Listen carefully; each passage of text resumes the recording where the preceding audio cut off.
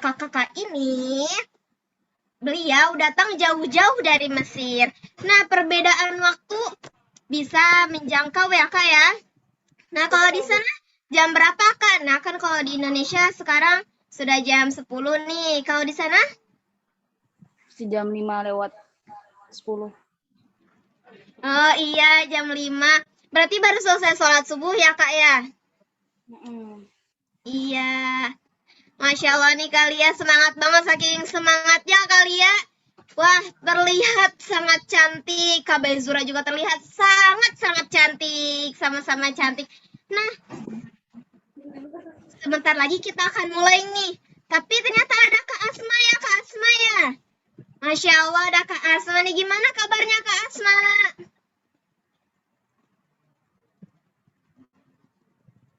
Oh, Masya Allah luar biasa. Ternyata Kak Asma sangat alhamdulillah ya Kak ya.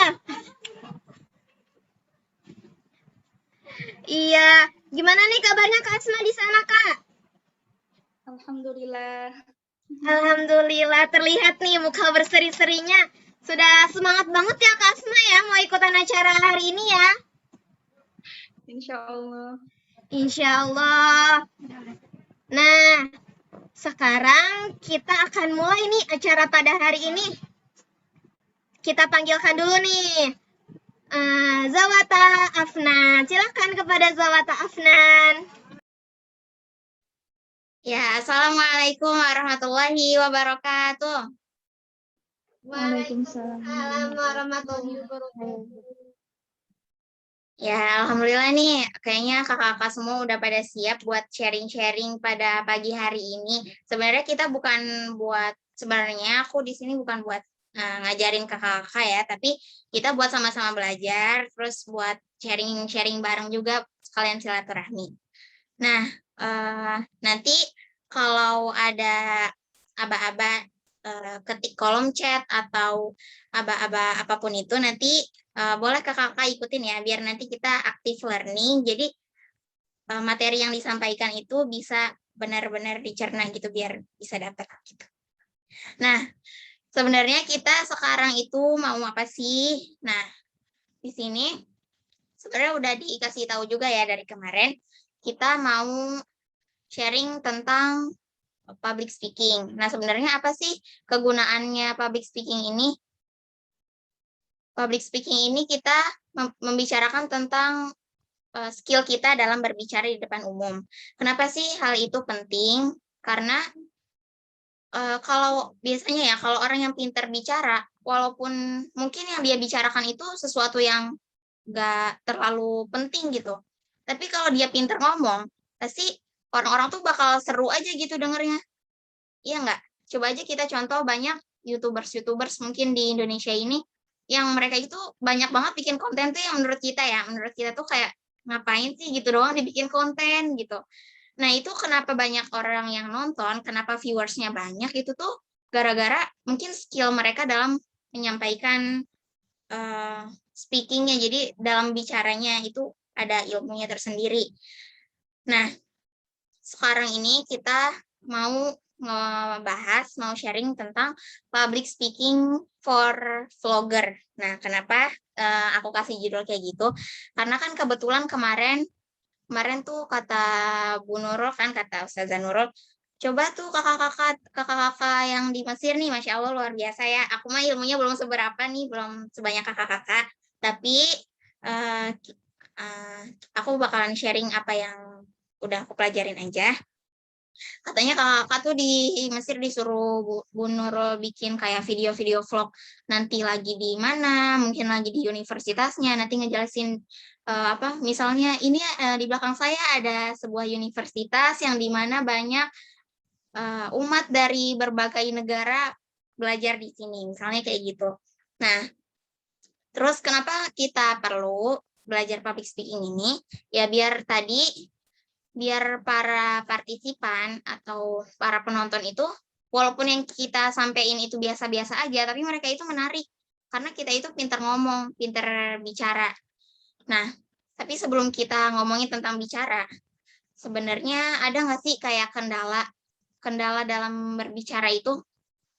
Misalnya apa itu malu atau apa ya, grogi atau suka ngeblank gitu. Pernah nggak sih ngerasa kayak gitu? Coba kalau yang pernah boleh diketik di kolom chat nih kakak-kakak. Misalnya pernah lagi ngomong di depan umum terus tiba-tiba kayak grogi terus lupa semuanya apa yang pengen diomongin tuh lupa. Terus pas proses tag videonya tuh kayak diulang-ulang terus nih dari pertama ulang lagi ini jelek nih ngomongnya. Kacau nih, nggak jelas ngomongnya gitu. Pernah nggak kayak gitu? Coba di chat. Oh, pernah banget nih Kak Syifa. Coba misalnya kendalanya karena masih bingung nih cara tag video yang bagus, misalnya cara nyari sudut-sudut yang bagus tuh di mana gitu. Terus atau kendala bicaranya gara-gara grogi jadinya ngeblank gitu. Pernah ya? Ya pasti semuanya pernah kayak gitu. Walaupun mungkin dia itu udah menjadi pembicara yang hebat, udah berkali-kali training, pasti grogi itu selalu muncul.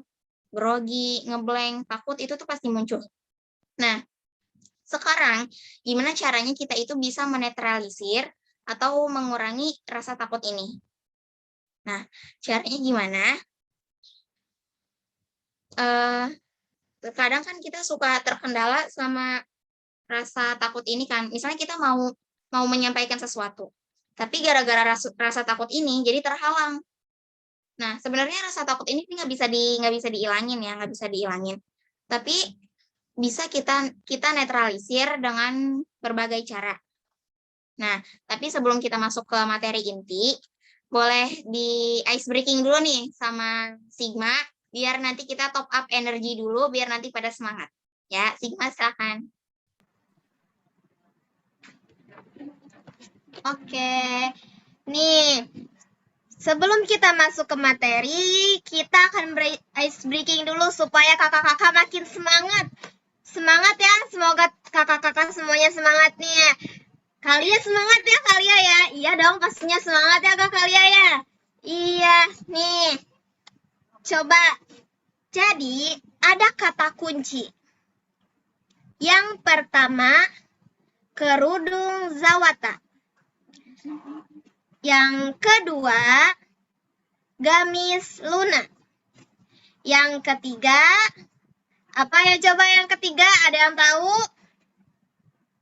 Ayo, kasih nih sebelum dimulai ini mungkin kalau pada bingung nih. Nih, jadi gamenya tuh kayak gini. Kata kuncinya ya, yang ketiga. Yang perlu diingat kata kuncinya yang ketiga. Nah, misal ya, dikasih contoh nih. Yang pertama, kerudung aku. Yang kedua, kacamatanya Kalia. Terus, apa coba Sigma? Jawab yang ketiga, gamis Luna. Gitu. Ngerti ya? Jadi kata kuncinya tuh yang ketiga. Nih ya, coba ya, dicoba. Terserah jawabnya. Mau salah, mau enggak, pokoknya jawab. Coba ya, yang pertama. Kerudung Zawata. Ya, tunggu. Ini belum pertanyaan loh, belum pertanyaan. Yang pertama tangannya Sigma. Yang kedua tangannya Kak Abai. Terus?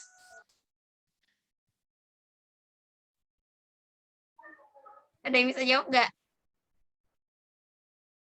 Masih ada yang belum paham. Oke, Iya, lagi ya. Kata kuncinya yang ketiga. Kata kuncinya yang ketiga. Nih, pokoknya ini terus permainannya terus dilanjut sampai kakak-kakak paham. Yang pertama, kerudung merahnya Kak Abai. Yang kedua, kerudung hitamnya Kak Bibi.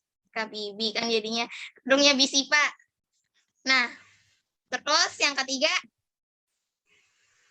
Kacamata Lia. terserah jawab aja. Apa? Kacamata Lia. Salah. Salah ya, belum tepat nih. Pokoknya kata kuncinya tuh yang ketiga. Kata kuncinya cuma yang ketiga. Sekali lagi nih, kalau kakak-kakak belum paham, nanti kita bocorin deh. Itu maksudnya kayak gimana. Ini sebenarnya cuma permainan bahasa aja. Nih, sekali lagi. Yang pertama, Yang pertama apa ya? Kursi yang didudukin Sigma. Terus yang kedua, tembok putih yang ada di belakang Kak Asma. Yang ketiga, apa yang ketiga? Kuncinya yang ketiga. Nggak ada yang bisa jawab? Nggak apa-apa, ngasal aja, ngasal. Kalau nggak ada yang jawab, nanti dihukum nih bareng-bareng. 1. Jawab aja ngasal, terserah. Terserah jawabnya apa. Tadi apa yang Apa ya? Kerudung Zawata. Masih salah. Nah, tadi kan kita sebenarnya paham nggak paham itu tergantung konsentrasi kita ya. Nih, kata kuncinya itu kan yang ketiga. Kan dibilang, yang pertama kerudungnya Sigma. Misalnya ya, yang kedua kerudung aku. Nah, yang ketiganya apa? Karena tadi di awal kan udah dibilang kata kuncinya yang ketiga ya. Berarti sebelum jawab, kakak-kakak itu harus bilang yang ketiga dulu. Yang ketiga, apa nih? Jawab terserah. Sebenarnya jawabannya tuh bebas. Mau nyebutin apa aja. Asalkan ada yang ketiga di depannya. Oh, Gitu. yang ketiga gitu ya? Iya. Nah, yang penting mah konsentrasi. Alia gimana sih? Ya kayak gitu. Sebenarnya permainannya kayak gitu. Tapi karena udah bocor, ya udahlah. Kita ganti ice breaking aja ya, Sigma. Tapi nggak apa-apa lah. Ini kayaknya udah lumayan agak semangat. Walaupun tadi permainan yang nggak berhasil, masih belum pada konsentrasi, tapi ya sudahlah, nggak apa-apa. Nah, kita langsung aja ke pembahasan kita pada pagi hari ini. Sekarang kita mau bicara yang tadi tentang mental block dalam bicara. Nah, mental block itu apa? Mental block itu sesuatu, mental ya, mental kita yang bisa menghalangi kita dalam berkarya. Misalnya, sekarang tuh pengen tidur, tapi nggak bisa tidur. Nah, kenapa nggak bisa tidur? Karena ada pikiran. Nah, ada pikiran ini mental block kita. Jadi, yang menghalangi kita untuk melakukan aktivitas tidur. Terus, misalnya besok mau presentasi. Tapi nggak tahu ya kalau di Universitas Kairo sana ada presentasi nggak? Kalau misalnya di kuliahan-kuliahan gitu. Kalau di sini kan suka ada gitu. Kayak mahasiswa nanti misalnya seminggu sekali presentasi. Ada nggak di situ, Kak? Nggak ada ya? Nggak ada. Nggak ada. Ayo udah. Nggak ada. Misalnya besok pengen bikin vlog. Tapi kayaknya masih ragu, belum yakin. Terus grogi rasanya deh, takut nanti dibilangnya, ih kok jelek sih ini videonya, editannya kayak kurang bagus gitu. Nah itu namanya mental block. Jadi karena ada mental itu, kita tuh bisa terhalang dalam berkarya, dalam melakukan suatu aktivitas, itu kita bisa terhalang. Nah kenapa bisa munculnya mental block ini? Karena di dalam pikiran kita itu menyimpan banyak memori. Nih, ingat aja, kita tuh harus selalu sadar akan teori bakwan. Namanya teori bakwan. Tahu bakwan kan? Makanan. Bala-bala lah bahasanya. Ya, bala-bala. Sama kan ya, bala-bala sama bakwan. Ya, itu. Nah, teori bala-bala. Nah, bala-bala ini, kalau misalnya nih, aku nanya, kalau misalnya ada alat-alat masak. Bukan alat-alat masak sih, kayak bahan-bahan untuk masak. Bahan-bahannya itu ada pertama sayur-sayuran, ada kolnya, terus ada tepung terigu, terus ada bumbu racik, kayak bumbu penyedap. Nah, kira-kira 3 bahan ini, sayuran, terus tepung terigu, sama bumbu racik ini, atau bumbu penyedap ini, kita bakal bisa bikin apa aja nih, dari 3 bahan ini. Coba nih yang pintar masak, coba. Dari 3 bahan ini kita bisa bikin apa aja nih? Bumbu racik. Bakwan pertama. Setelah itu Apa? Bakwan katanya. Oh iya, bakwan. Nah, itu kan. Jadi 3 bahan ini aja kita tuh bisa bikin bakwan. Karena apa? Karena yang kita tahu ini, bakwan ini ya bahan-bahannya ini, bahan-bahan intinya ya, sayur-sayuran, tepung terigu, sama bumbu penyedap tadi. Nah, kalau misalnya kita cuma punya 3 bahan, terus kita pengen kreasiin ke makanan yang lain, misalnya kita tuh pengen bikin apa ya, gorengan, misalnya kita pengen kreasi lah, gorengan bentuknya bulat, tapi pakai bahan yang 3 tadi, pasti rasanya nggak jauh beda sama rasa bakwan kan? Karena ya emang 3 unsur tadi, ini itu bahan utama dari bakwan yang biasa dipakai sama orang. Itu yang ada di memori kita. Nah, sama kayak memori kita. Memori kita itu pernah menyimpan misalnya dulu tuh pernah tampil di depan umum. Pas lagi salah ngomong, diketawain, ih apa sih ini nggak jelas banget ngomongnya, ngawur deh. Ini kayaknya gara-gara grogi nih jadinya kayak gini. Gak jelas ngomongnya. Kayak gitu. Nah, gara-gara ada orang yang ngomong kayak gitu, jadinya di bawah sadar kita itu menangkap semua memori itu. Jadi kalau ngomong di depan umum terus grogi, ntar dihina orang. Nah, itu terbentuk tuh satu unsur, grogi. Terus takut dihina orang, takut dihina. Terus apalagi nih, misalnya deg-degan. Pas unsur-unsur ini sudah terbentuk, ini yang ada di memori kita ya, sama kayak teori bakwan tadi. Pas udah terbentuk beberapa unsur tadi, ketika kita membuat suatu kreativitas, pasti hasilnya itu ya bakal grogi, bakalan takut dihina, terus bakalan deg-degan. Itu karena bawah sadar kita menyimpan 3 hal ini tadi, grogi, deg-degan, sama takut dihina. Nah, terus gimana sih caranya biar kita ini merubah semua itu yang ada di pikiran bawah sadar kita, biar pas kita keluarin aktivitas kita, keluarin kreativitas kita, keluarnya tuh nggak kayak gitu jadinya. Nah, maka yang kita harus ganti ini bahan-bahannya. Kalau tadi kita nggak mau bikin bakwan, nah kita ganti bahannya. Berarti misalnya maunya bikin bolu, nggak mau bikin bakwan. Ya jangan pakai bahan yang tadi, nggak usah pakai sayur-sayuran, nggak usah pakai tepung terigu, nggak usah pakai bumbu racikan, nggak usah. Kita ganti bahan yang lain. Mau bikin bolu kan tadi, berarti bahannya jangan pakai bahan bakwan, pakai ya bahan bolu gitu. Nah, sama kayak diri kita. Kita mau bicara di depan umum dengan lancar, terus pede, nggak grogi. Nah, tapi bahan-bahan yang kita punya itu sebaliknya, grogi, nggak pede, ngeblank. Gimana kita bisa ngeluarin aktivitas yang terbaik, gitu kan? Nah, caranya kita harus nanamin di pikiran kita, ya bahan-bahan yang mau kita keluarin nanti di aktivitas yang bakal kita lakukan. Misalnya tadi pengen ngomong pede, ya tanemin di dalam diri kita, ngomong itu harus pede.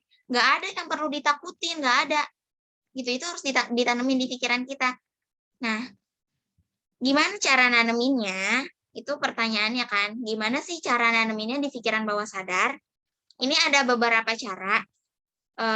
Cara kita buat menanamkan pikiran itu, pikiran positif tadi di dalam diri kita, melewati kalau kita sebut namanya bukan alam bawah sadar, pikiran bawah sadar. Nah, jadi manusia itu ada pikiran sadar, ada pikiran bawah sadar. Kenapa sih kita mau ngomongin public speaking? Kenapa ngomongin sadar nggak sadar sih? Nah, bukan ngomongin sadar nggak sadar ya, kan tadi kan bermula dari kendala dalam berbicara. Nah, terus tadi akibatnya karena apa? Terus kita cara menumbuhkan potensi kita, skill kita dalam bicara di depan umum biar kelihatannya tuh profesional gitu, gimana caranya? Nah, ini caranya. Nah, caranya kita nanemin pikiran positif dulu. Nah, gimana cara nanemin pikiran positifnya? Itu dengan menanamkan pikiran positif ke pikiran bawah sadar kita. Nah, ini yang dinamain dengan mental block dalam public speaking ya. Jadi, mental block ini kita bisa kurangin, bisa kita netralisir dengan menanamkan pikiran positif di pikiran bawah sadar kita. Jadi, bisa dengan satu metode caranya. Ini tapi lumayan agak lama, tapi cuma 1 menit aja metodenya. Ini bisa menghilangkan beberapa masalah mental. Kayak misalnya grogi, terus tadi nggak pede, ngeblank. Nah, ini ditemuin sama ilmuwan. Sebenarnya ini yang nemuin ilmuwan barat, tapi di dalamnya ini sebenarnya udah tercakup, sebenarnya juga udah disebut sih dalam teori Islam juga, kalau misalnya ada hatinya gelisah atau hatinya gundah gitu kan, kita disuruh berzikir sama Allah kan, karena berzikir sama Allah itu dapat menenangkan hati. Itu udah ada unsur-unsur itu di dalam terapinya, cuman ilmuwan barat ini baru nemuin metodenya. Metodenya ini mereka namai dengan EFT. Nah, sini kalau misalnya mungkin kakak-kakak udah pernah dengar nih EFT. Nah, EFT ini apa? EFT ini Emotional Freedom Technique. Jadi teknik yang kita pakai untuk meredam emosi kita gitu. Karena tadi rasa takut, rasa grogi, rasa nggak pede itu udah ketanam nih ke pikiran kita nggak bisa ngilanginnya. Kita cuma bisa menetralisirnya. Jadi ya kita cuma bisa menetralisirnya. Kita nggak bisa ngilangin rasa takut itu, nggak bisa. Karena itu ya udah menjadi pertahanan diri kita. Coba kalau nggak ada rasa takut. Kalau nggak ada rasa takut, nggak ada rasa marah, nggak ada rasa nggak pede.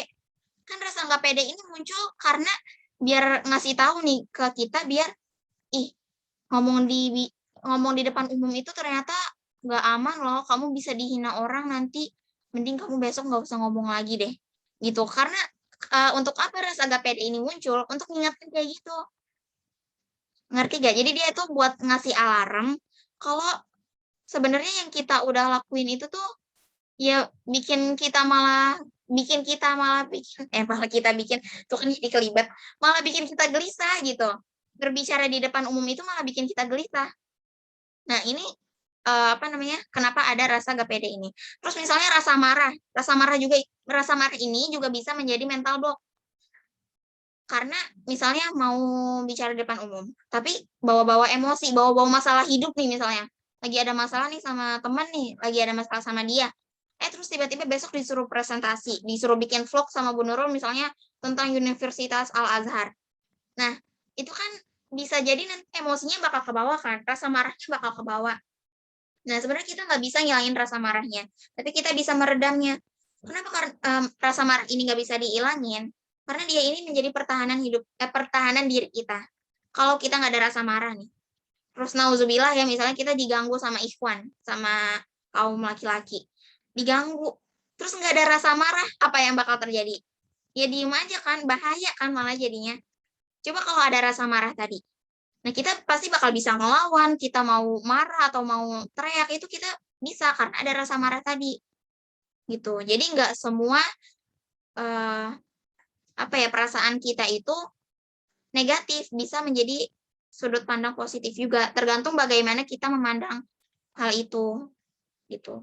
Nah, balik lagi ke pembahasan EFT, Emotional Freedom Technique, teknik bagaimana kita meredam emosi. Nah, ini nggak cuman emosi aja, tapi bisa berbagai penyakit, kayak penyakit fisik bisa, terus penyakit psikis juga bisa. Karena di pondok ini kan udah banyak tuh yang diterapi sama Bu Nurul. Ada yang suka marah kalau misalnya diingetin sama pembina, terus ada yang suka ngerasa susah kalau lagi ngafal, itu langsung diterapi tuh sama Bu Nurul. Pas diterapin metodenya, alhamdulillah tuh udah makin hari makin berkurang tuh kayak emosinya, terus mental dalam dirinya tuh udah agak berkurang. Nah, terus penelitian juga menemukan kalau EFT ini juga bisa mengobati penyakit fisik kayak penyakit kanker, terus penyakit misalnya penyakit sesak napas gitu, itu bisa udah ada penelitiannya gitu. Nah, asalkan kita makainya itu dengan cara yang benar. Nah, ada beberapa langkah untuk EFT ini. Yang pertama, ini sebenarnya nama istilah semua ya. Ini namanya setup. Nah, setup ini apa? Jadi EFT ini metode gimana kita itu bisa membuat pikiran bawah sadar kita itu menjadi jadi kayak kita tuh kayak nerapi pikiran bawah sadar kita. Caranya mengetuk-ngetuk bagian tubuh tertentu. Nah, ada di beberapa titik nanti. Ini sebenarnya ada ini namanya titik akupuntur, tapi ilmuwan namanya EFT. Karena ini tuh titik-titik di tubuh ini udah diteliti sesuai dengan medis. Jadi nanti ada di tangan, terus ada di mata, ada di ini samping alis, ada di leher juga. Terus ya lumayan banyak, sekitaran ada 7 titik. Nanti kita ketuk-ketuk tuh di titik-titik itu, nanti insya Allah emosi itu tuh bakal mereda. Nah, sekarang mulai dari ini dulu setup. Misalnya kendala dalam bicaranya apa nih? Grogi nih. Nah, berarti kita ketuk-ketuk nih. Pertama titik yang di sini nih. Kelihatan nggak? Yang di, apa sih ini namanya? Yang di tangan. Terus bagian sejajar sama kelingking. Nah, di bagian sininya. Diketuk pakai 3 jari. Nah, diketuk-ketuk itu sambil kita ngucapin apa? Kita ngucapin nih ya, ikutin. Nanti dipraktekin dulu sama Sigma. Sigma ikutin ya. Sambil diketuk-ketuk, Sigma boleh diaktifin aja audionya. Ya Allah, Ya Allah, walaupun saat ini walaupun saat ini saya suka grogi dalam bicara, saya suka grogi dalam berbicara, tapi saya terima, saya pasrahkan kepadamu ya Allah. saya pasrahkan kepadamu ya Allah. Nah, itu langkah yang pertama. Itu langkah yang pertama tadi ya, setup. Jadi kita mengatuk-ngatuk bagian ini sambil mengucapkan, nih, biar gampang, gak perlu ngafalin kalimatnya. Pokoknya rumusannya itu, ya Allah. Jadi kita ini ada unsur taubatnya, terus ada apa namanya? Kalau Bu Nurul sih singkatnya tisdo. T-nya itu taubat, I-nya itu ikhlas, jadi pasrah gitu. Terus S-nya itu apa ya? Lupa S-nya. Pokoknya T-nya itu taubat, I-nya itu ikhlas, S-nya itu sabar, D-nya itu D sama O-nya itu doa. Jadi kita taubat, ikhlas, sabar, doa. Gitu. Nah, ya Allah, terus bilang walaupun saat ini saya, nah terus di sini nanti disebutin masalahnya apa. Ini masalahnya nggak harus mental block ya. Bisa mungkin masalah apa lagi ada perasaan apa gitu, lagi nggak enak, terus kayak tadi ya lagi deg-degan pengen ngomong di depan umum, itu sebutin masalahnya di sini. Nah, misalnya saya deg-degan mau bicara di depan umum. Nah, terus saya ikhlas, saya pasrah, saya terima. Nah, ini langkah pertama, namanya setup. Mungkin boleh di screenshot atau tapi di PPT udah ada kan ya, udah di-share di PPT itu udah ada skrip-skripnya. Nanti disebutin ya Allah, walaupun saat ini jangan lupa sambil diketuk-ketuk. Karena kenapa harus diketuk-ketuk? Ini penelitiannya titik-titik ini itu bisa menterapi pikiran bawah sadar kita. Biar pikiran-pikiran bawah sadar yang dulu pernah ditanam apa namanya? ditanamkan rasa grogi, rasa malas itu bisa ternetralisir. Gitu ketika kita ingin beraktivitas. Nah, tapi sebelum kita praktek, sebelum kita lanjut ke materi berikutnya, karena ini masih panjang ya, ini masih proses terapinya aja, kita lanjut ke Sigma dulu. Sigma masih ada ice breaking nggak nih Sigma? Awas aja lo jangan garing lagi, kalau garing pada kabur nanti pesertanya. Ya, kembali ke Sigma. Oke nih kakak-kakak, gimana nih tadi sudah dapat apa? EFT ya. Kita sudah belajar tadi yang materi yang tune in. Nah, sekarang yang step up, belum yang tune in. Nah, sekarang kita mau ice breaking lagi. Kita mau aturan mainnya ini tebak-tebakan, cepat-cepatan. Siapa yang duluan tahu langsung nyalain mic.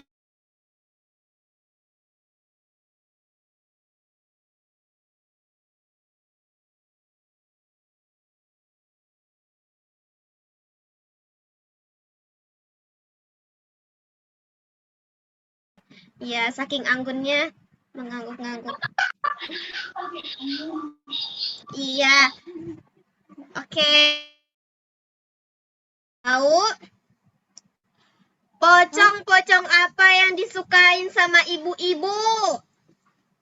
Pocongan harga. Pintar luar biasa Kak Asma. Lanjut lagi nih, kalian nih jangan diem-diem aja. Kalian terus Bibi Cipa juga boleh nyalain suaranya. Nah, lagi nih. Kalau gajah main drum, kelihatan apanya? Apa? Ulang-ulang. Kalau gajah main drum, yang kelihatan apa? Bohongnya.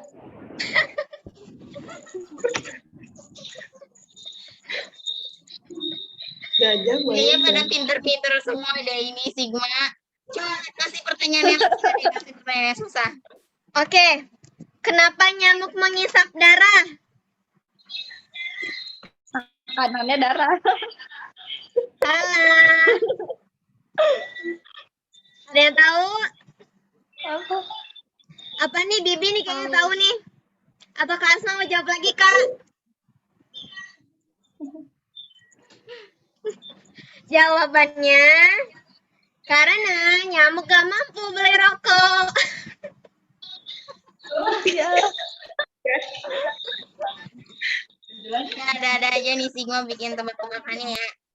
Ya udah, walaupun nggak bisa jawab, semoga ya melek dikit lah. Karena ya tadi lumayan agak disuruh mikir dikit. Nah, udah ya tadi kita udah belajar tentang tebak-tebakan sama Sigma. Enggak lah, kita tadi baru belajar tentang materi IFT. Gimana kita mengatuk-ngatuk titik yang ada di tangan kita. Biasanya itu disebut, teorinya itu disebut dengan setup. Nah, coba sekarang tangannya semuanya diangkat kayak gini kakak-kakak. Nanti ikutin apa yang kalau aku gerak ikutin, terus kalau apa yang aku ngomong juga ikutin. Nih, Bismillahirrahmanirrahim. Ya Allah, Ya Allah, walaupun saat ini walaupun saat Ini saya grogi dalam berbicara di depan umum ya Allah. saya saya grogi dan berbicara depan umum, ya Allah. Saya ikhlas, saya pasrah. ikhlas, saya pasrah. Ya, nah nanti udah kayak gitu aja.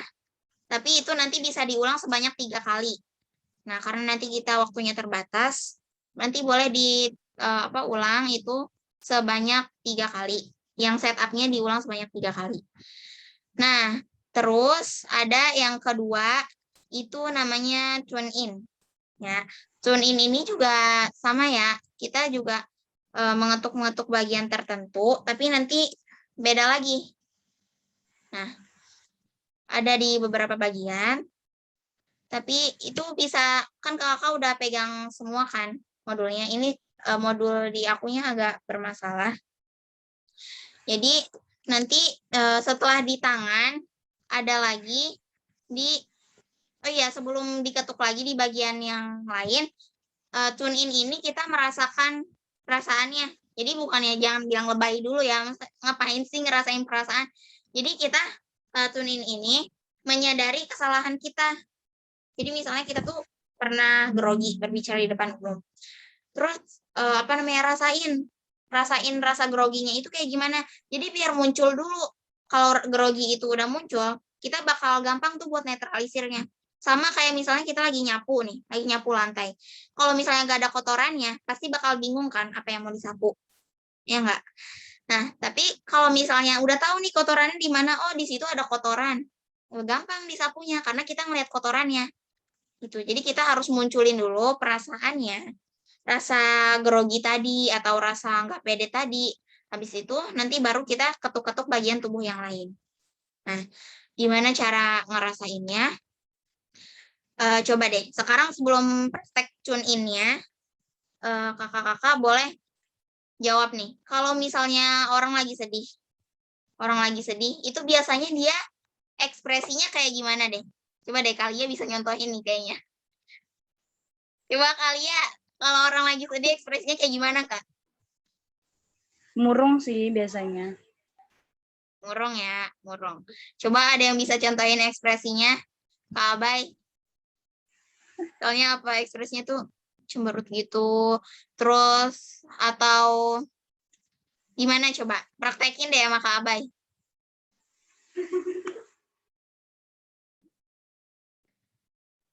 Iya. Nah, jadi kurang Gimana lebih ya? itu kalau orang lagi sedih, kalau orang lagi sedih itu mereka tuh kebanyakan pasti apa badannya itu agak nunduk sedikit, ya kan? Agak nunduk. Terus matanya itu pasti ngeliatnya ke bawah. Karena kalau menurut ilmu psikologi itu ya, kita tuh bisa ngelihat perasaan orang, oh ini tuh dia lagi sedih nih, pasti dia lagi ada masalah nih. Karena lihat dari mimik wajahnya. Bisa juga dari gerakan bola mata nih.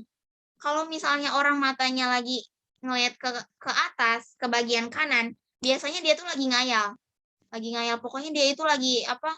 Kayak merancang sesuatu yang sebelumnya itu belum ada di pikiran dia. Jadi kayak ngarang. Terus biasanya kalau orang matanya ke atas bagian kanan, itu dia tuh misalnya ya kalau kita lagi tanya dia, "Jujur kamu nyolong duit nggak?" Gitu. Kita bisa lihat gerakan bola matanya. Kalau dia mikir dulu sebelum ngomong, terus dia matanya dia gerakin ke kanan bagian atas, tandanya itu dia lagi mikirin alasannya nih.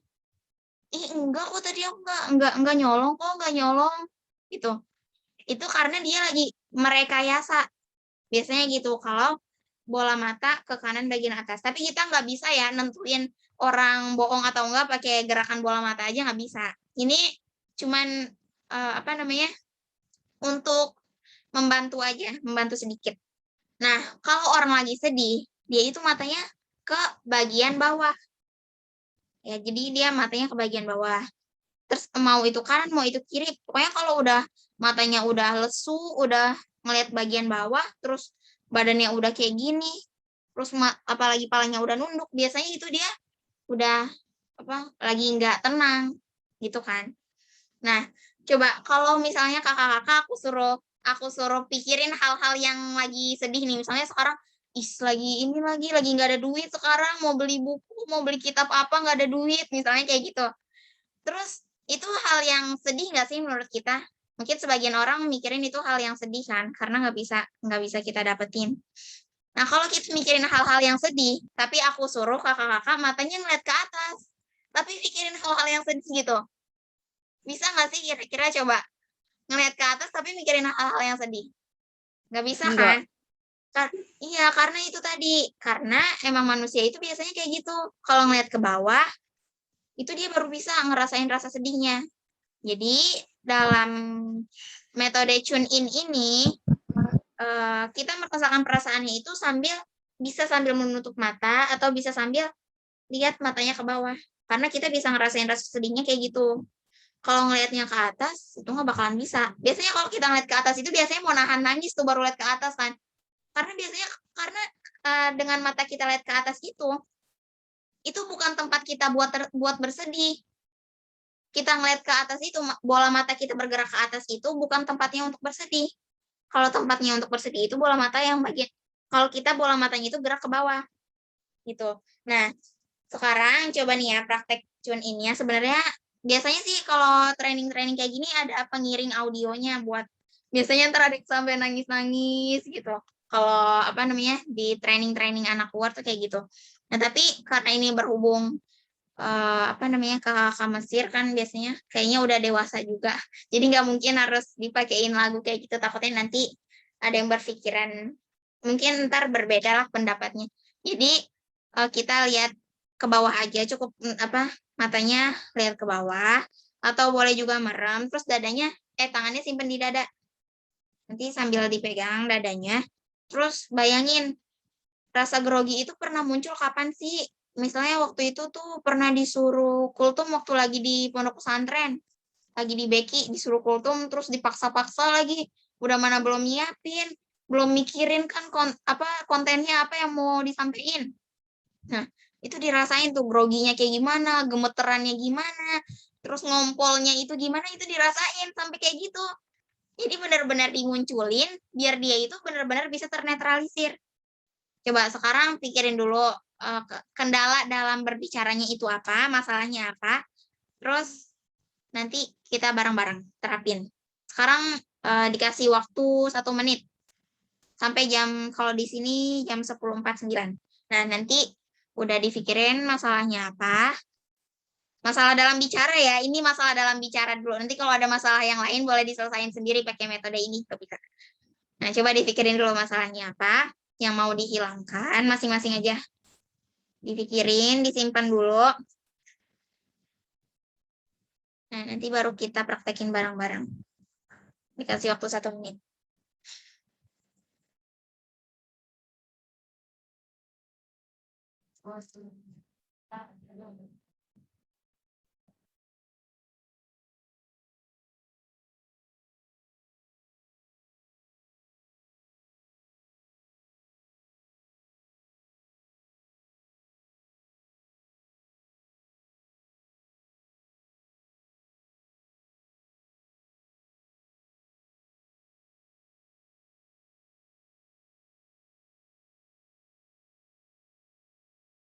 Udah ya, udah 1 menit. Nah, udah dapat nih masalahnya apa.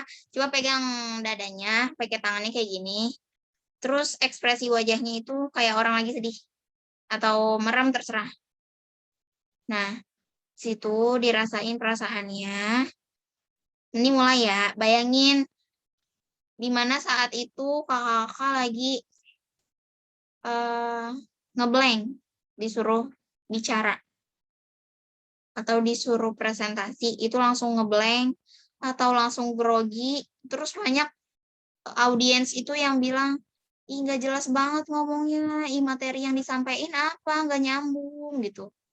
Coba dirasain itu rasanya kayak gimana. Kalau udah kerasa, boleh anggukin kepalanya. Dirasain sampai benar-benar kerasa, sampai muncul perasaannya.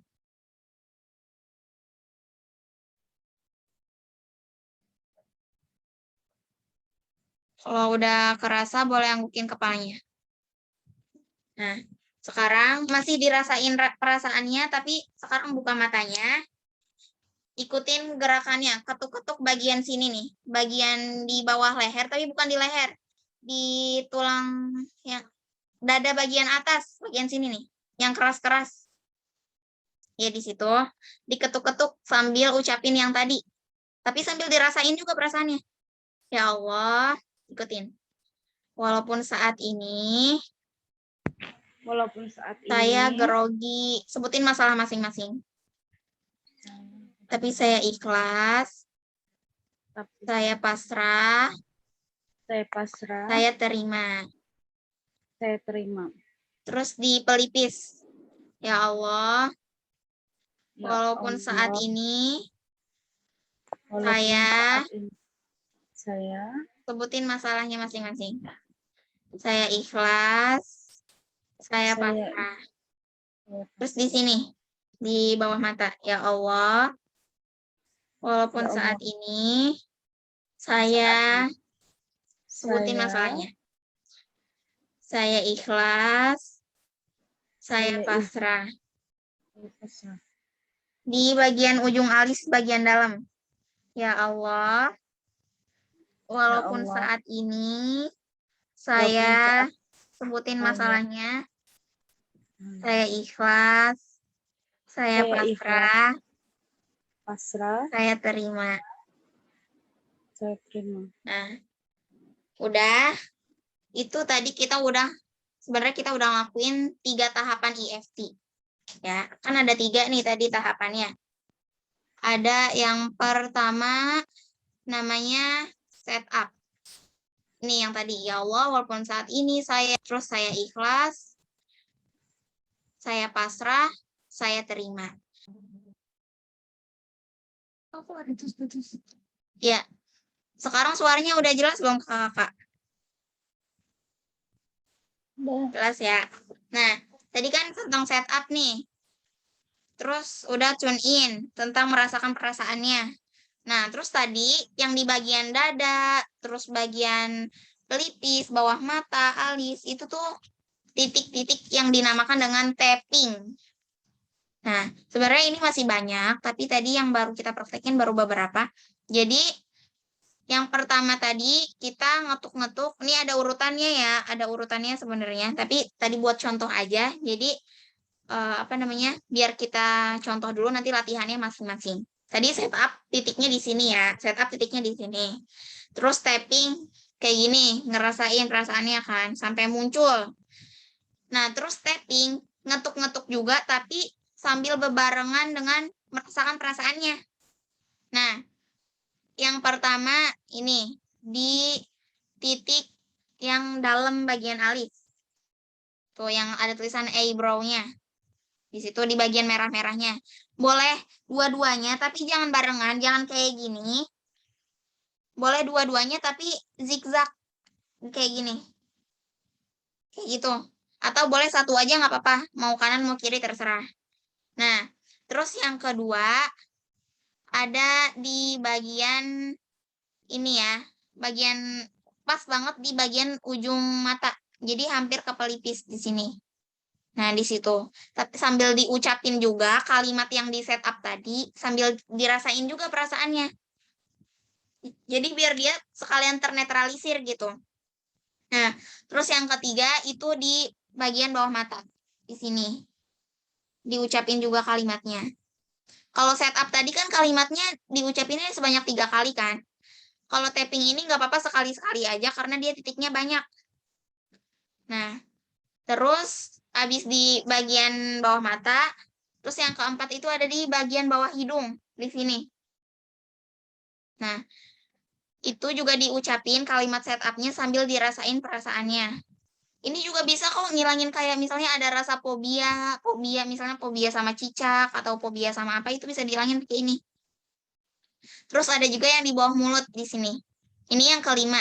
Nanti kan di situ ada PPT-nya kan udah pada megang. Nanti kalau misalnya lupa boleh lihat lagi. Skripnya juga ada nanti sambil lihat. Nih di bawah mulut. Yang keenam di sini. Nih yang tadi yang dibilang keras-keras tuh di situ. Jadi di bagian leher, bagian bawah, terus atas, bagian dada atas. Terus ada kayak tulang nonjol, nah itu di situ. Nah, terus yang terakhir itu di bagian di 4 jari di bawah ketiak. Jadi bukan pas di ketiaknya ya. Kalau di ketiaknya beneran nanti malah itu lagi ada masalah baru.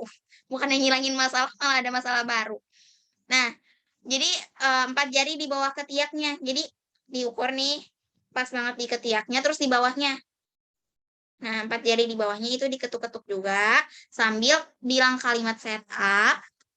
Nah, tapi ingat ya sekali-sekali aja kalau bagian tapping ini. Nah, kalau di kalimat setup ini kan pas kita lagi ngelakuin ketuk di tangan, itu diulang 3 kali. Nah, pas di tapping, kita ucapin lagi kalimat setupnya, tapi sekali-sekali aja di setiap titik. Di sini sekali, di sini sekali, di sini sekali, sini sekali. Jadi sekali-sekali. Nah, terus nanti di akhir titik, di titik bagian akhir, tadi itu bagian akhir kan bagian 4 jari bawah ketiak, itu tetap ngucapin kalimat setupnya, ya Allah, walaupun saat ini sambil diketuk-ketuk, saya grogi, tapi saya ikhlas, saya pasrah, saya terima, terus sambil diucapin juga harapannya apa? Misalnya, saya ikhlas, saya pasrah, saya terima.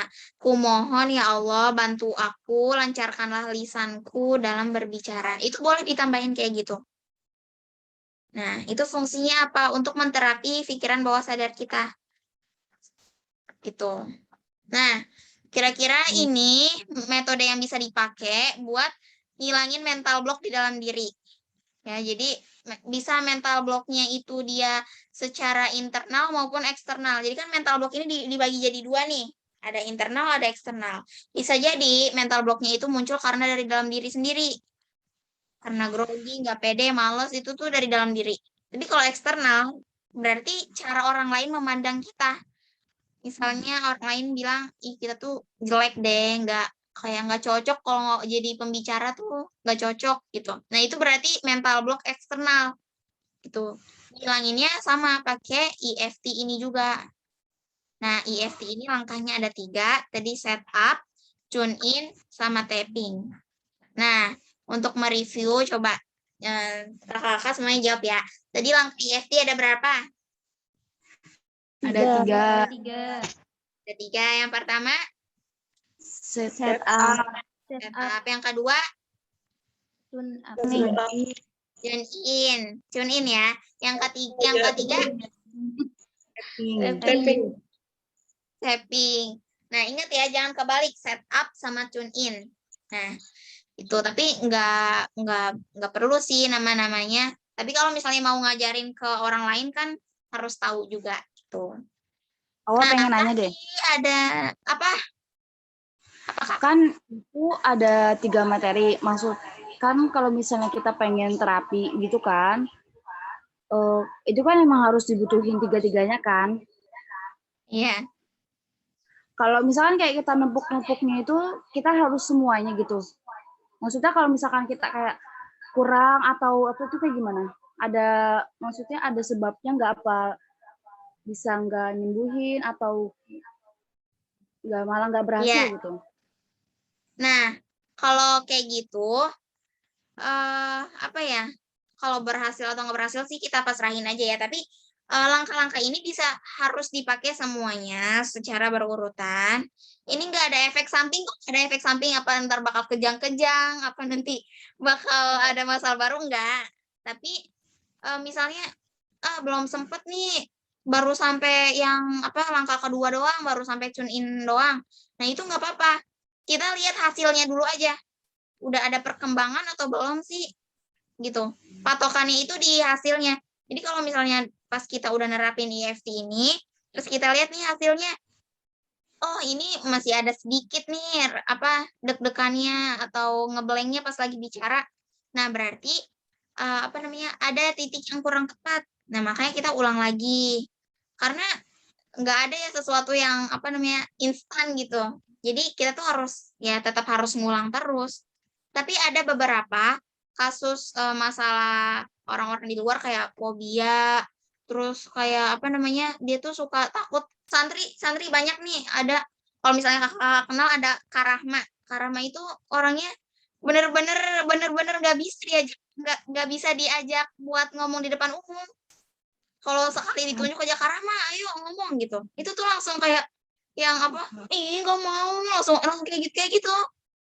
Nah itu akhirnya coba tuh diterapi pas baru sekali, karena apa namanya Karahmanya juga ngatuk-ngatuknya tepat kan titiknya, jadi langsung pas saat itu juga pas selesai terapi aku suruh ngomong langsung berani gitu. Jadi buat apa namanya buat ngelihat itunya kita ngeliat di hasilnya aja dulu. Kalau misalnya hasilnya kurang bagus berarti kita ulang lagi aja gitu. Tapi tenang aja, ini mah nggak ada efek samping, nggak ada mual-mual, nggak ada pusing-pusing, nggak.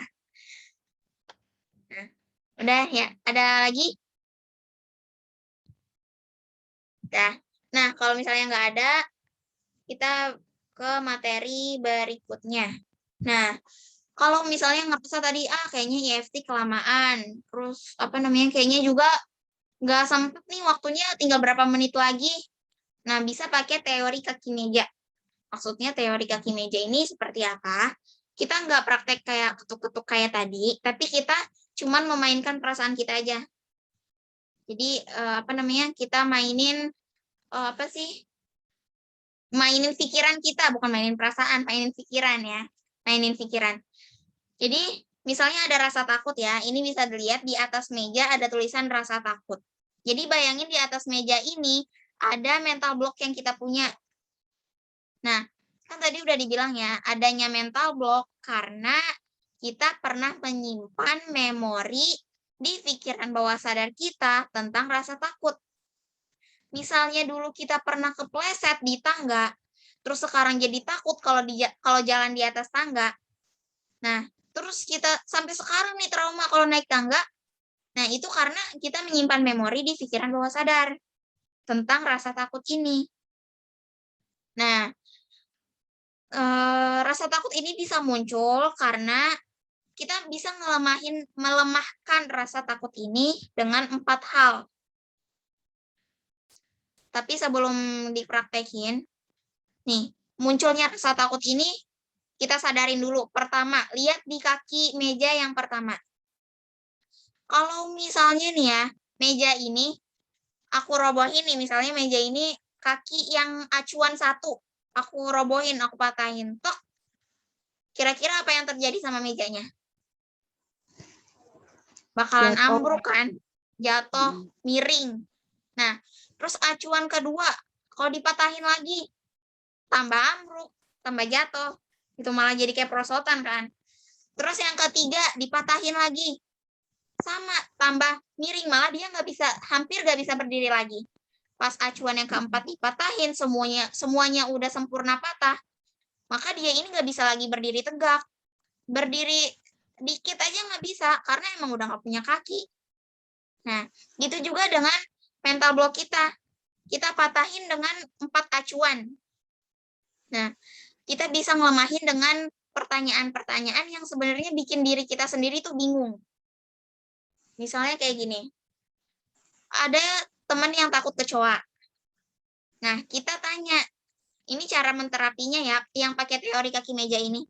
Kita tanya, kenapa sih kamu takut kecoa? Itu pertanyaan yang pertama. Itu acuan yang pertama ya. Kenapa kamu takut kecoa? Ya, dia jawab, karena kecoa itu kan geli. Terus pokoknya enak dah kalau lihat kecoa tuh. Geli dah, pokoknya geli gitu. Yang bikin gelinya tuh apanya? Coba, yang bikin gelinya tuh apanya? Misalnya dia jawab, yang bikin gelinya tuh bagian badannya tuh kayak ada apanya gitu. Nah, udah dia jawab. Emang kata siapa kecoa itu geli? Gitu. Emang semua kecoa geli?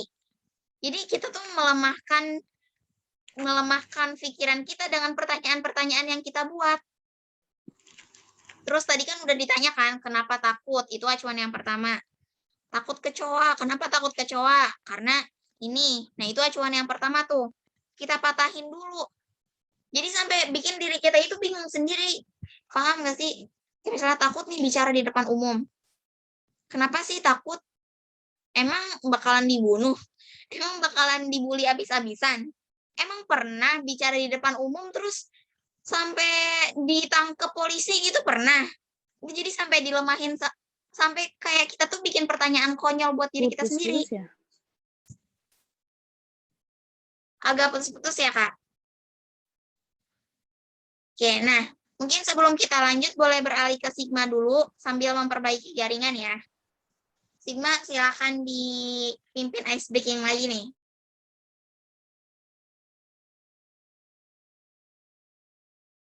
Ada satu payung yang pakai 5 orang, tapi nggak ada yang kebasahan. Ada satu payung. Iya, aku tahu. Apa Kabai? Katanya Kabai tahu. Kan ada satu payung yang pakai 5 orang. Ganti-gantian pakainya, jadi nggak basah. Salah. Tapi dia mau bersama. Ya, Kasma keren. Apa Kasma? Akan pada hujan. Oh. Iya. Terus nih ada lagi. Toke bisa nempel di tembok atau enggak? Bisa. Kenapa? Nggak bisa lah, salah. Jawabannya salah. Toke bisa nempel di tembok enggak? Nggak bisa, tapi bisanya merayap di tembok. Salah. Toke pakai kaos kaki nggak bisa nemplok di tembok kali ya. Ya, ini kayaknya yang nebak-nebakin pertanyaannya kayaknya lebih semangat. Kayaknya Sigmanya lebih heboh nih. Ya, nah tadi ya Tadi udah ya di ice breaking sama Sigma. Semoga udah kembali energinya. Nah, kita kembali ngebahas tentang teori kaki meja ini. Nah, tadi udah dipatahin acuan yang pertama. Acuan yang pertama udah patah nih. Pokoknya bikinlah pertanyaan konyol. Pertanyaan konyol yang maksudnya tuh bakal bikin diri kita sendiri tuh bingung akan rasa takut itu untuk apa gitu. Nah, terus bikin lagi pertanyaan yang kedua. Tadi kan udah ditanya kenapa, pakai kalimat kenapa kan? Kenapa rasa takut itu udah muncul? Kenapa rasa takut itu bisa muncul? Oh, karena dia ini bikin saya geli, karena ngeliat kecoa tadi ya, dalam konteks melihat kecoa tadi, karena kecoa itu bikin saya geli, gitu udah dijawab kan. Terus pertanyaan yang kedua, kata siapa kecoa bikin geli? Gitu. Kata siapa kecoa bikin geli? Ya, mungkin dia tuh agak mikir dikit nih, udah mulai agak bingung. Kata siapa ya? Ya enggak, ya karena aku pernah ngerasain gitu pas kecoa masuk ke dalam baju, misalnya kayak gitu. Nah, dari situ, terus yang bikin gelinya tuh apanya? Yang bikin gelinya? Kalau pas dia lagi jalan-jalan tuh geli banget rasanya. Terus, lah kalau geli mah tinggal ketawa, kenapa harus takut sama kecoa? Gitu. Kalau geli mah harus ketawa, kenapa harus takut sama kecoa? Gitu kan. Jadi kita tuh kayak agak apa ya? Jadi kayak bingung gitu sama perasaan kita sendiri. Kenapa sih harus takut gitu? Jadi lemahin lemahin pikiran negatif kita dengan pertanyaan-pertanyaan tadi. Gitu. Nah, terus udah ditanya kayak gitu. Kan aku udah pernah nih ngerasain masuk kecoa dalam baju, rasanya geli. Ya udah, lah kenapa harus takut kalau geli? Lah kalau takut mah kan bisa konteksnya beda lagi kalau takut. Kalau geli ya tinggal ketawa aja gitu. Iya nggak sih? Nah, terus kita bikin lagi pertanyaan yang ketiga. Misalnya, emang apa namanya? Emang kamu pernah megang kecoa? Emang kamu pernah melukin kecoa? Kok bisa tahu rasanya geli? Kok bisa tahu rasanya takut? Jadi kita tuh bikin pertanyaan ya, yang intinya tadi ya, yang bikin pikiran kita itu akan rasa takut itu melemah. Nah, intinya tuh kayak pertanyaan yang gak masuk akal, gitu. Nah, terus pokoknya bikin 4 pertanyaan yang bisa mematahkan rasa takut ini dengan pertanyaan-pertanyaan yang gak masuk akal. Yang emang emang kata siapa sih kalau misalnya bicara depan umum itu bikin takut? Emang kamu pernah bicara di depan umum terus langsung ditimpukin orang pakai batu? Terus emang kamu pernah bicara di depan umum terus langsung diseret-seret sama polisi? Pernah? Ya gitu digituin aja. Nanti kita bakal bingung sendiri, terus bakal mikir, gini mah ngapain lagi takut? Ngapain coba takut gitu. Nanti pada akhirnya kita tuh bakal mikir kayak gitu. Nah, dalam teori kaki meja ini kita harus pinter-pinter bikin pertanyaan buat diri kita sendiri. Bisa juga buat orang lain. Gitu. Nah, kalau teori ini sih lebih cepat ya, karena kita cuman, ya, tapi nggak usah dilafalin juga pertanyaannya, nggak usah kamu takut gara-gara apa sih? Nggak usah dilafalin juga pertanyaannya. Maksudnya kita tuh cukup nanyain diri kita dalam hati. Kalau misalnya dilafalin nanti kiranya orang gila lagi ngomong sendiri kan. Nah, jadi cukup dirasain aja, terus ditanya dalam hati ke diri sendiri. Nah, kecuali kalau misalnya mau menterapi orang, itu bisa ditanya-tanya orangnya. Pakai 4 pertanyaan yang bikin orang itu bingung. Ini tergantung ya orangnya, dia harus pinter-pinter bikin pertanyaan. Sampai orang itu tuh bingung akan perasaannya sendiri tuh dia bingung. Gitu sampai dia tuh mikir, ya udah kalau gitu mah ngapain takut lagi gitu. Sebenarnya takut berbicara di depan umum itu untuk apa gitu, nggak jelas kan jadinya. Nah, nanti orang tuh pada akhirnya bakal pikir kayak gitu. Tuh, paham nggak yang teori kaki meja ini? Coba paham ya? Paham. Nah, kayak gitu. Nanti yang paling penting pokoknya kalau untuk segala masalah itu yang EFT tadi. Yang EFT itu paling penting karena dia udah udah dikemas dalam aslinya itu kalau orang barat itu dia nggak ada kalimat ya Allah, walaupun saat ini nggak ada kalimat kayak gitu. Cuman itu ditambahin yang tisdo tadi ada taubatnya, ada ikhlasnya, ada syukur, S-nya itu syukur nih baru ingat bukan sabar ya, syukur. S-nya syukur. Terus do-nya itu doa disingkat jadi tisdo gitu. Nah, udah selesai tentang metode cara ngilangin rasa mental blocknya. Sekarang kita beranjak ke yang berikutnya, public speaking on camera. Karena ini materinya dikemas, public speaking for vlogger, walaupun mungkin kakak-kakak belum jadi YouTuber atau belum terkenal, tapi nggak apa-apa. Ini kita belajar dulu gimana cara penyampaian yang bisa diterima orang gitu. Nah, yang perlu dipersiapkan dalam public speaking on camera ini ada 3.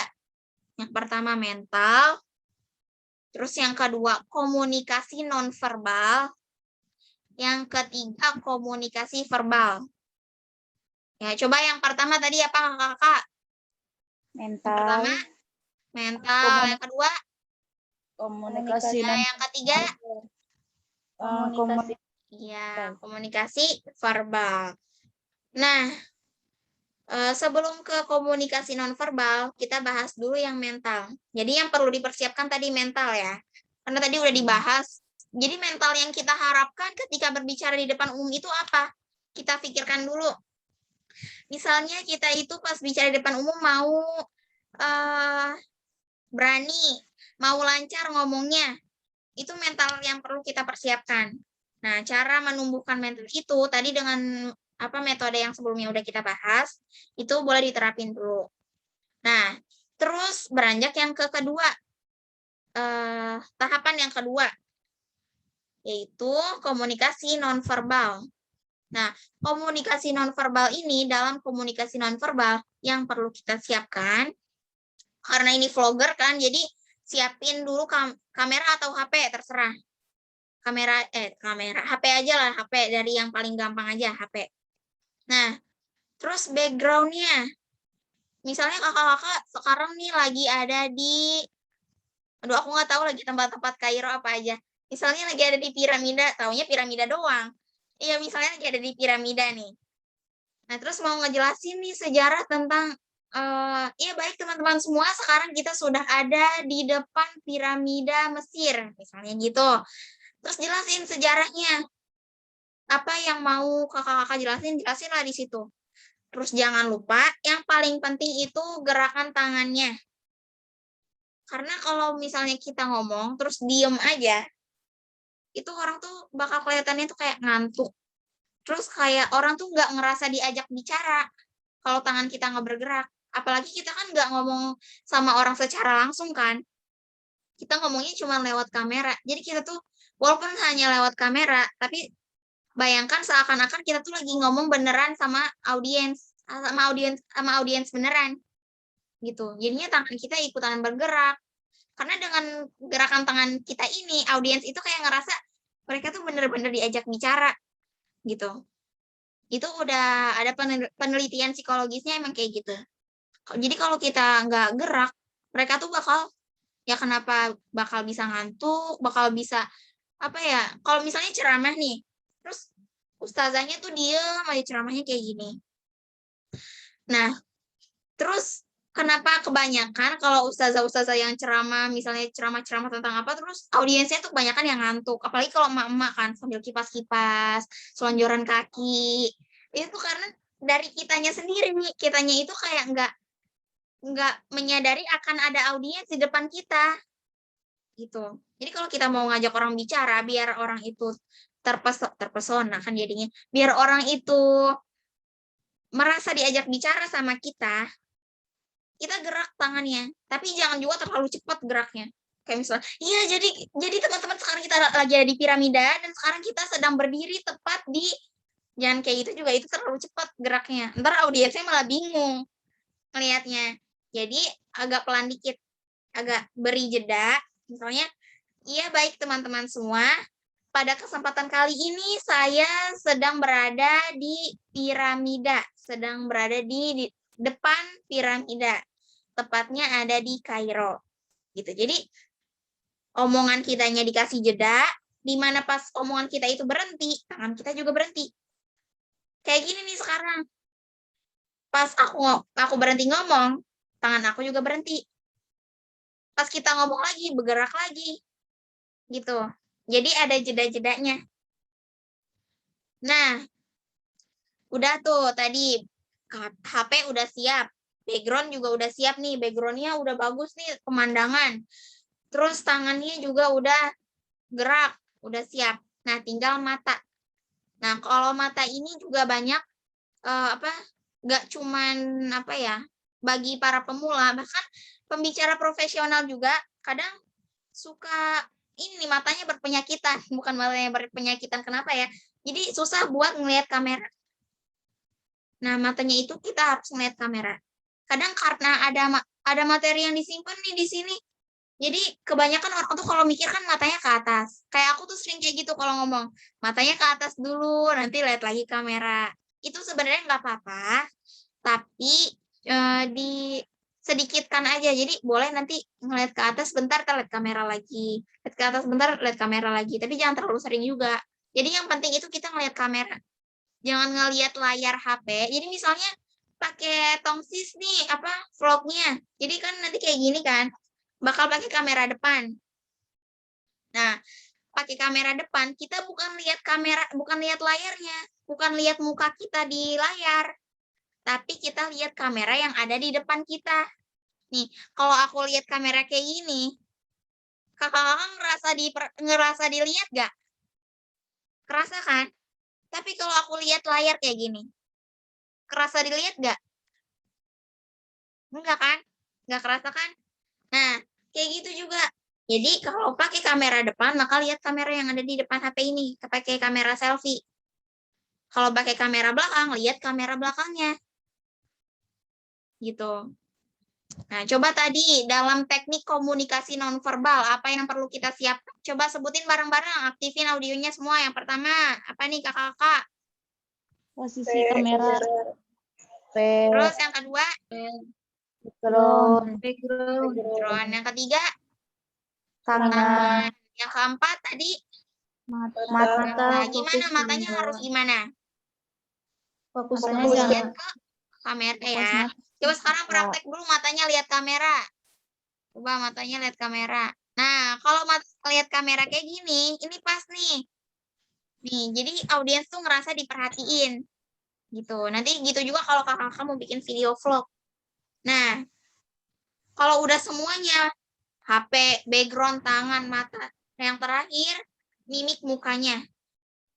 Nah, teman-teman boleh misalnya nanti mau lihat dulu contohnya biar kegambar. Boleh nanti lihat vlog-vlognya Ustazah Oki itu banyak tuh ngevlog di berbagai tempat. Misalnya lagi traveling, ntar Ustazah Oki jelasin ini sejarahnya kayak gimana gitu. Itu Ustazah Oki tuh mimiknya bagus kalau lagi menyampaikan. Itu nanti boleh diikutin tuh gimana mimik lagi sedih, gimana kalau lagi marah, gimana kalau lagi bahagia. Itu diikutin. Nah, kalau kita lagi bahagia, mungkin nggak mukanya murung kayak gini? Nggak mungkin kan? Pasti kalau bahagia itu senyum kan? Kalau nggak, ngomongnya itu nadanya tuh ceria lah. Gitu. Kalau lagi marah, itu tentuin juga mimiknya lagi marah. Apa itu matanya melotot, atau misalnya di situ ada orasinya, misalnya di penyampaian konten materinya ada orasinya. Nah, sesuaikanlah mimiknya itu. Gitu. Misalnya sekarang lagi ngejelasin biasa nih tentang tadi ya, balik lagi piramida lagi. Nggak tahu soalnya ini tempat selain piramida apa nih di Mesir. Ini piramida Mesir ini jadi tempat di mana apalah gitu, jelasin. Aku juga nggak tahu sih sebenarnya apa. Tempat di mana sampai sekarang orang-orang dari banyak negara mengunjungi piramida ini. Nah, itu pakai senyum. Nah, karena lagi bahagia kan. Kalau lagi marah, misalnya gini. Pada masa Nabi Musa alaihi salam, hiduplah seorang raja yang amat zalim.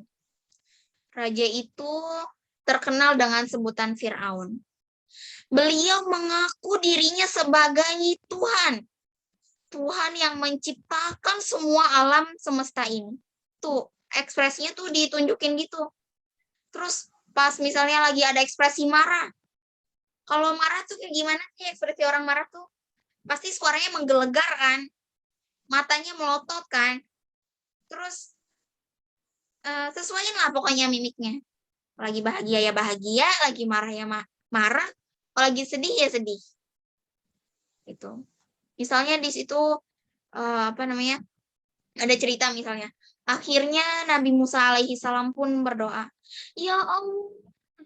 Gitu. Sampai benar-benar tuh diresapin. Karena kan di sini kan konteksnya kan public speaking for vlogger kan. Pasti apalagi kalau kakak nge-vlognya itu buat nyeritain suatu tempat yang pasti tempatnya itu bersejarah, bukan tempat yang biasa-biasa aja, pasti bersejarah, pasti ada historicalnya di dalamnya gitu. Nah, itu boleh diceritain, disesuaikan mimiknya tadi, bahagia, sedih, terus senang, bahagia sama senang sama aja. Pokoknya disesuaiin aja lah mimiknya. Gitu.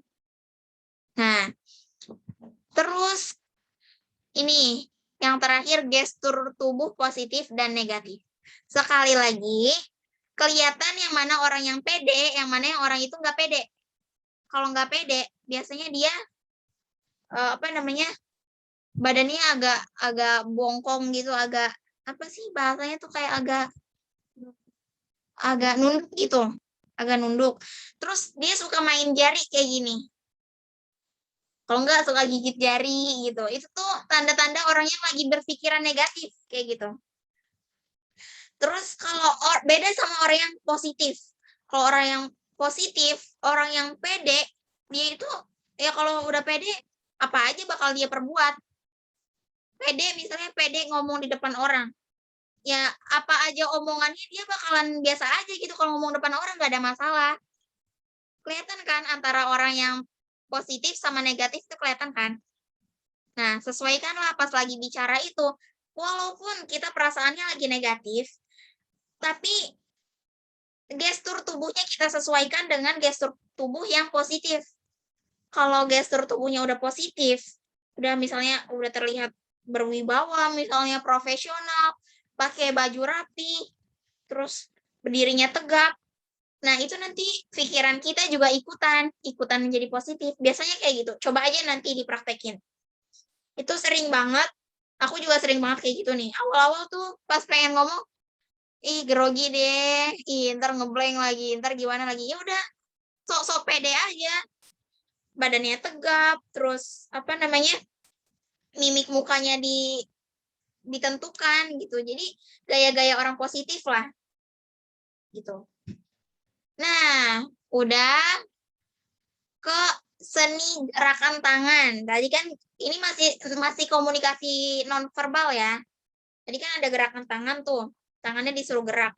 Ada seninya, gerakan tangan juga ada seninya. Yang pertama finger counting, di mana kita tangannya ini bergerak seperti orang yang sedang menghitung. Kayak tadi tuh. Ada 3 langkah EFT.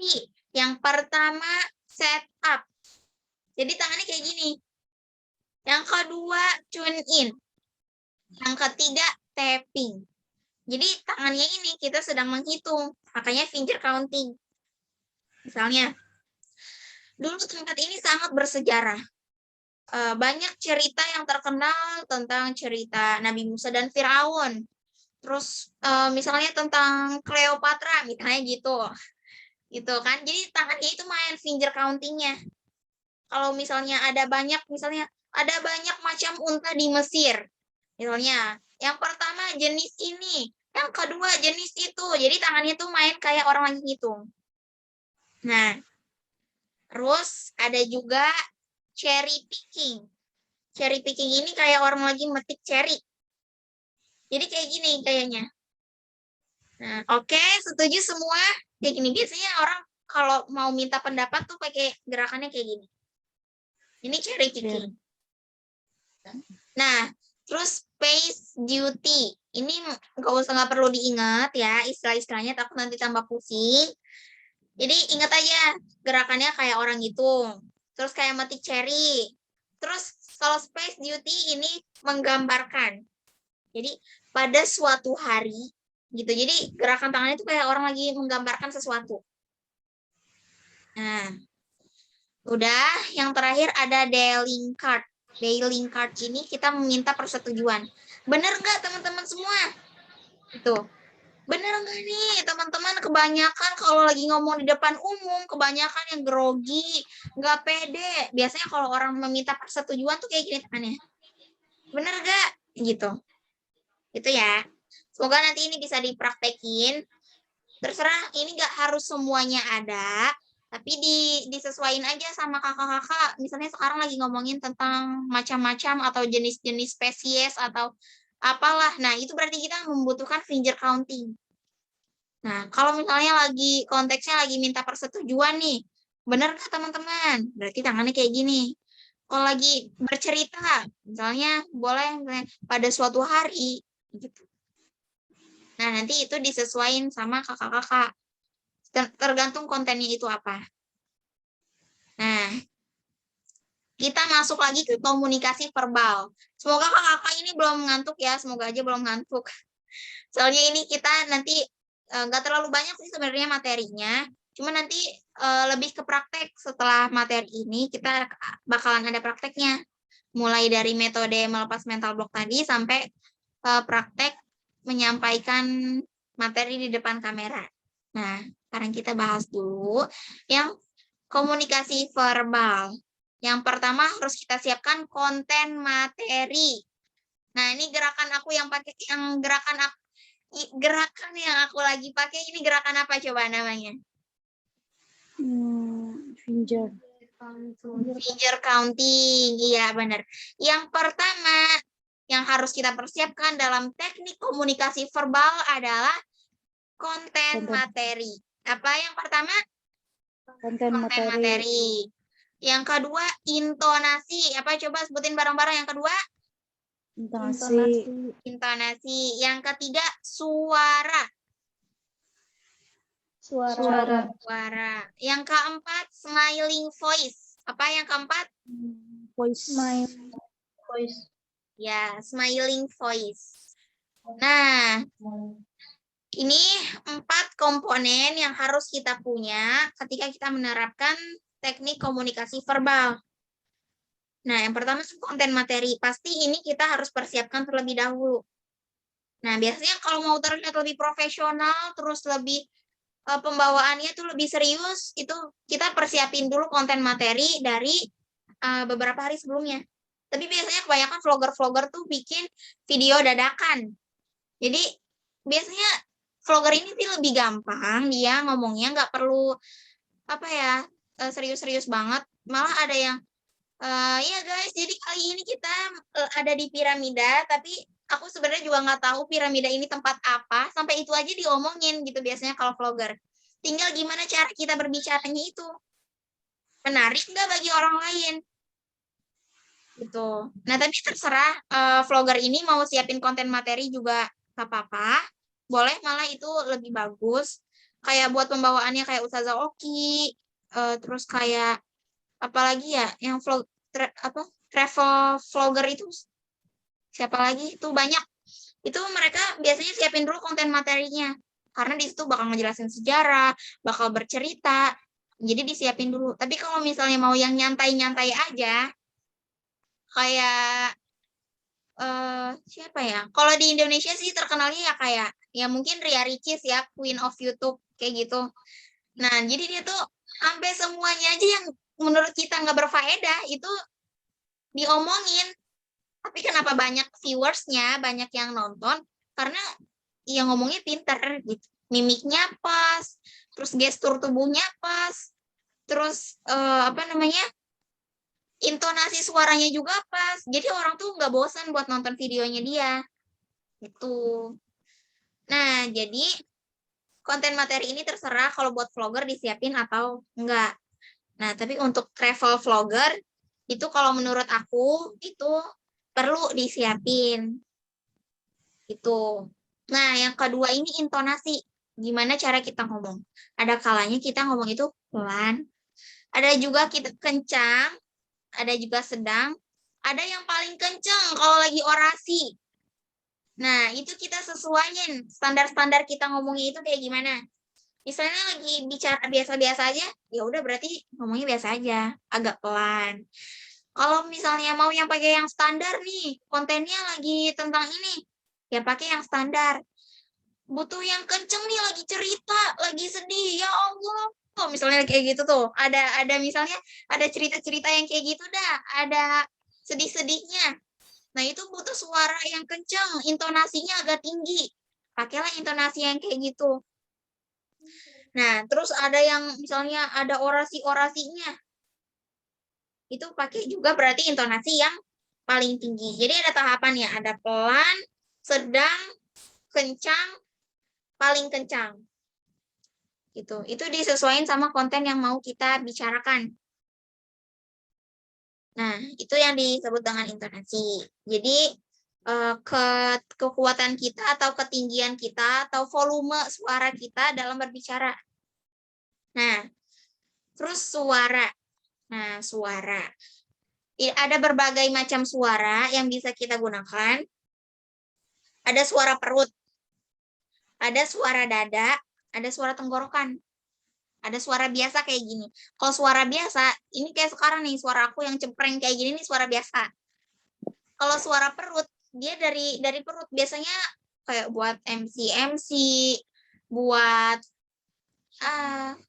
apa ya? Iya, Syarhil. Pernah ini enggak? Pernah, kan di SIPA pernah ikutan lomba Syarhil tuh. Syarhil Quran. Itu kan suaranya harus dari perut.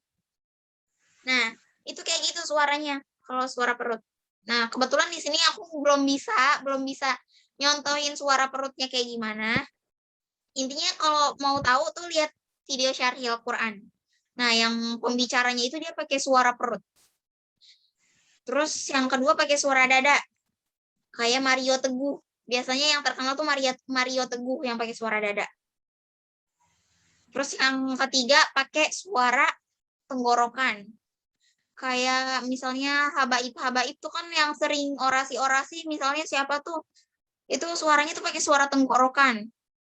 Terus nih mungkin yang paling ketara ini suara tenggorokannya nih kayak misalnya almarhum Ustadz Arifin Ilham, itu suaranya suara tenggorokan kayak gitu. Jadi agak ser itu suaranya. Nah, itu biasanya disesuaikan aja. Kalau lagi orasi ya pakai suara tenggorokan. Kalau lagi profesional bisa pakai suara dada, pakai suara perut. Tapi untuk vlogger ini dia menentukan suaranya itu terserah. Biasanya lebih banyak yang pakai suara biasa, suara cempreng, suara biasa, bukan suara perut, bukan suara dada, bukan suara tenggorokan. Gitu. Nah, tadi ya suaranya juga ditentukan. Terus yang terakhir, yang paling penting, kita bisa menentukan apakah audiens kita ini bakal puas atau enggak dari smiling voice. Nah, kalau kita udah bisa make metode smiling voice, nanti audiens tuh bakal biasanya bakal tertarik. Karena kalau orang ngomongnya itu bulat suaranya. Terus kayak teman-teman tahu nggak, ini tuh jadi tempatnya itu, jadi mulutnya tuh bulat banget, nggak ada senyum-senyumnya. Jadi mimiknya tuh, ya jadi di sini tuh di sebelah saya ada tempat di mana berdirinya gitu. Itu tuh kayak nggak menarik gitu. Kelihatannya tuh nggak profesional. Nah, tapi kalau smiling voice itu audiens kayak ngerasa diperhatikan. Selain tadi mata kita melihat kamera, tangan kita bergerak, mimik kita main, terus ditambah smiling voice, itu audiens semakin merasa diperhatikan karena ada senyumnya. Tapi jangan juga dari awal materi sampai akhir materi itu senyum terus. Assalamualaikum warahmatullahi wabarakatuh. Jadi kali ini kita bakal membahas ini senyum terus kan jadinya. Dari awal sampai akhir senyum terus. Itu juga nggak boleh kayak gitu. Jadi ya diposisikan di mana kita menggunakan smiling voice ini. Nah, yang paling penting dari smiling voice ini bukan hanya bentuk mulutnya, tapi bentuk suaranya. Bentuk suaranya itu kayak suara orang lagi tersenyum. Assalamualaikum warahmatullahi wabarakatuh. Nah, biasanya itu sambil tersenyum. Tapi kalau sambil cemberut, Assalamualaikum warahmatullahi wabarakatuh, gitu. Jadi itu dia sambil cemberut mukanya. Nah, nanti kakak-kakak boleh pakai yang smiling voice ini biar terlihat lebih profesional. Gitu. Nah, sampai sini ada pertanyaan nggak nih? tentang materi kita hari ini. Lumayan ya, nggak terlalu banyak sih. Tadi yang pertama mulai dari metode EFT. Coba masih ingat nggak 3 langkah EFT tadi apa yang pertama? Itu setup ya. Iya, setup. Kayaknya kalian yang paling semangat ya, Kalian ternyata nggak berubah ya, masih semangat nih. Yang kedua apa? Kan ini Tune in. Yang ketiga, Tapping. tapping. Iya.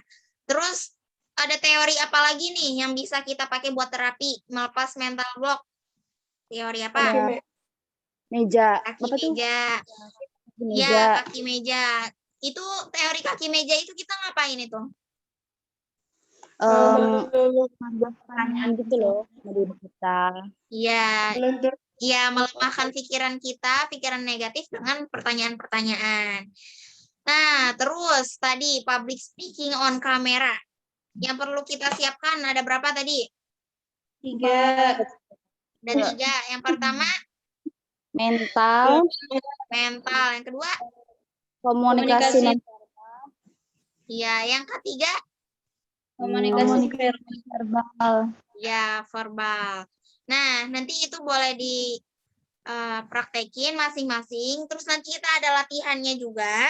Sebenarnya mau latihan sekarang juga. Jadi nanti satu-satu nyampein. Tapi takutnya nanti kakak ada kerjaan lain kan. Mau ada misalnya ada tugas ada apa. Dan di sini juga kebetulan udah mau zuhur. Jadi kita materinya sampai sini aja. Untuk latihannya nanti kakak-kakak bisa bikin video. Nggak harus jalan-jalan dulu kemana, nggak harus. Jadi misalnya di kamar aja, ya assalamualaikum teman-teman semua. Jadi ini kamar saya, di sini ada tempat tidur di mana biasa saya belajar di atasnya. Dan ini ada selimut saya berwarna pink misalnya kayak gitu. Udah yang sederhana-sederhana aja. Itu untuk latihan sebentar kayak gitu. Tapi untuk nanti Nanti boleh juga nanti teman-teman boleh langsung misalnya mau datang ke sebuah masjid di Kairo, terus mau ngejelasin ini masjid apa, terus misalnya ini masjid ini ada sejarahnya apa, misalnya mau ngejelasin langsung kayak gitu juga nggak apa-apa, itu lebih bagus.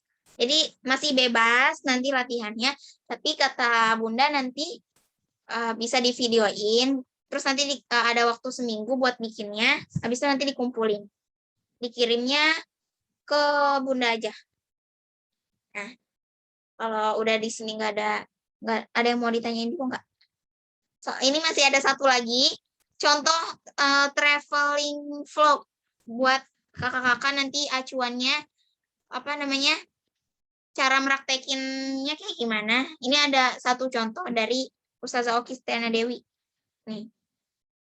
Jadi Ustazah Oki kan suka keliling-keliling nih ke negara apa, terus dibikin vlognya.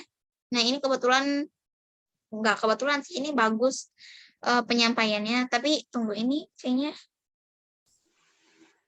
lagi di London ya. Iya, jadi Ustazah Oki ini kan suka keliling-keliling ke berbagai negara, habis itu dibikin vlognya. Terus itu ada penyampaian tentang sejarahnya, terus tentang apa itu tuh ada banyak. Nah, nanti ini di share dulu. Kawa, Ya, kita bikin kenapa? videonya sendiri-sendiri ya? Iya, sendiri-sendiri. Videonya sendiri-sendiri. Tapi nanti untuk misalnya ada tugas dari Bunda, misalnya Kak Abai bikin video ya nanti tentang Sungai Nil misalnya kayak gitu. Nah, terus nanti ya boleh terserah mau sendiri mau bareng-bareng.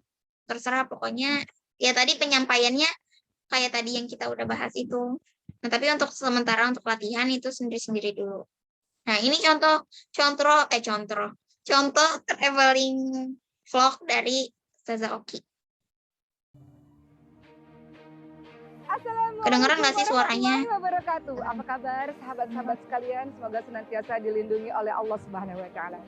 Muslim akan mengakui bahwa Allah Subhanahu wa taala adalah Tuhan yang esa atau Tuhan yang satu, dan Nabi Muhammad Shallallahu alaihi wasallam adalah pesuruh atau utusan Allah Subhanahu wa taala. Islam adalah agama yang sangat berpengaruh di Afrika, di Timur Tengah, dan juga di sebagian Asia. Sebagian besar komuniti Islam juga terdapat di Cina, di semenanjung Balkan Eropa Timur, dan juga di Rusia. Dan saat ini kita sudah mengetahui bahwa 23% atau 23% penduduk dunia beragama Islam, sehingga Islam dikatakan sebagai agama kedua terbesar di dunia. Kita juga bisa mengatakan Islam adalah agama yang paling berkembang pesat di kota London.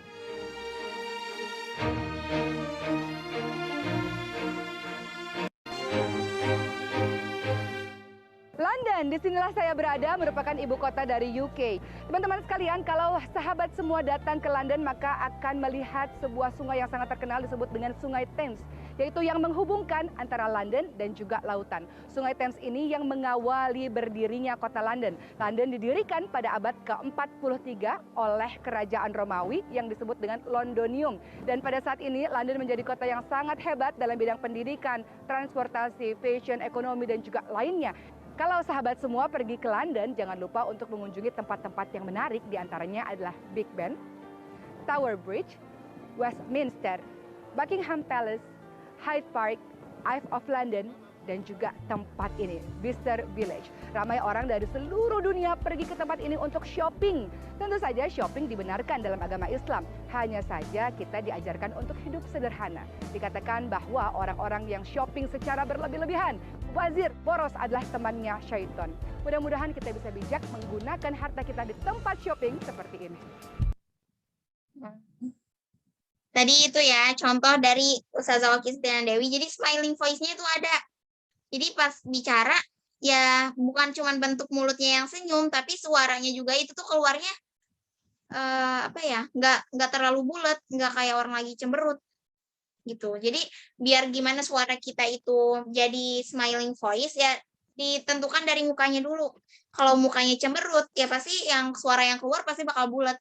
Kalau mukanya senyum pasti suaranya nanti bakal ini juga bagus gitu. Kayak tadi bisa kegambar lah yang disampaikan sama Ustazah Oki itu kurang lebih kayak gitu.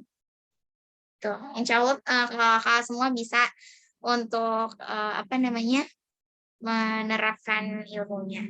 Nah, kurang lebih materi kita pada pagi hari ini, siang hari di sini ya. Pada siang hari ini sampai sini dulu.